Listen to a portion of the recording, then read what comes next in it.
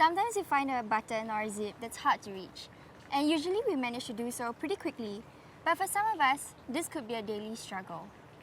At Will and Well, the local and inclusive fashion brand designs clothes with the forethought of marginalized groups, and that includes people with disabilities, the elderly, and caregivers. Today, I'll be chatting with the founder of Will and Well, and we'll uncover the brand's philosophy. So, let's go.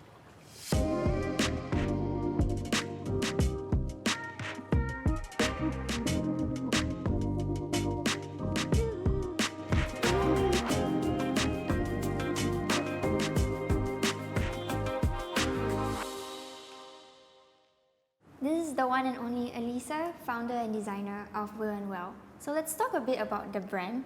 Could you share about Will and Well's manifesto, and how do you come to realize that this is your calling? Will and Well, actually, what we set out to do from the start is to design apparels with the forethought of the marginalized group. We started then developing other products and solutions in response to the kind of challenges that our clients may experience. I started off with picking up the craft in sewing. I like the craft. I like the functionality of apparels. As artists, right, we are always looking for that sense of identity for ourselves, or that style for ourselves, right?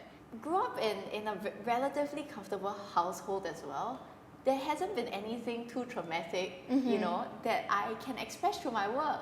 And I'm just like, this is just really as much as I am lah. Until sometime in the third year of my diploma, when a doctor had approached me to make clothes for his patients. And that was when I realized, oh hey, it doesn't have to be about me anymore. It can be about others. It just made a lot more sense for me. That was kind of how it all started. Like what you said, we live in such a comfortable place, and we're always trying to dig like what is the most sincere, what's the most honest stories to tell.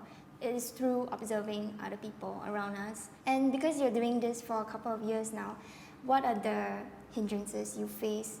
So people thought that we were only making clothes for persons with disabilities. That to me is not the idea of inclusion at all. If I were to just make clothes for persons with disabilities, then to me it's pretty exclusive. In our design process, right, when we think with the forethought of the marginalized, that means that everyone else has it easier. And to me, that's inclusion. You said something beautiful to me when we first met, that if someone has the will to live, you and your team will strive to make it well. And I think that really strengthened the vision of the brand. That actually came from a very personal revelation, So I had this name, Will and Well. My good friend came up with the name. And we went through with it for the final year project, right? If you have the will to do this, then I will make it well for you.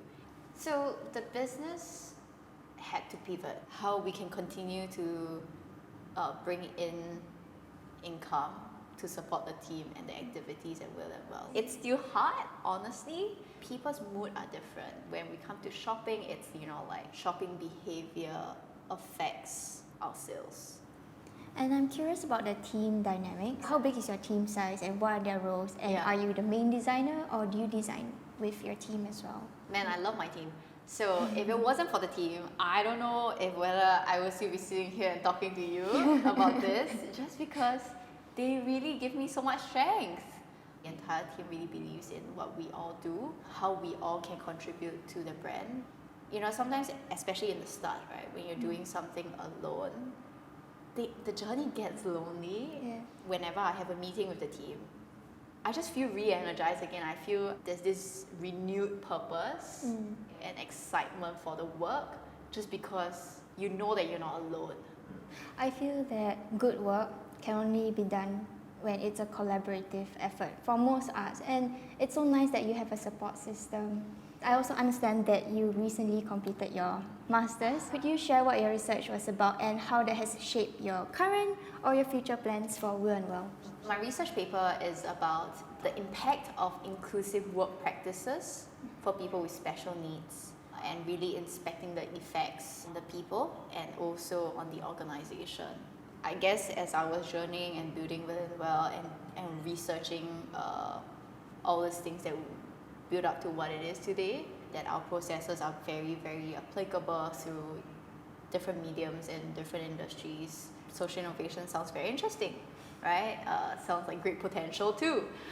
During our first meeting, you said something powerful to me, and that is, in this lifetime, it's almost impossible to accomplish everything that we set out to do, whether it's us as individuals or whether we are helming businesses or as a brand. I felt that the only way to keep on going is to impart the knowledge to others so that the mission is carried forward. Could you share how Will and Well intends to do so in this aspect? I genuinely think that there's only so much that each of us can do in this lifetime, and especially when we're talking about like things that we're doing at Will and Well, we're talking about change.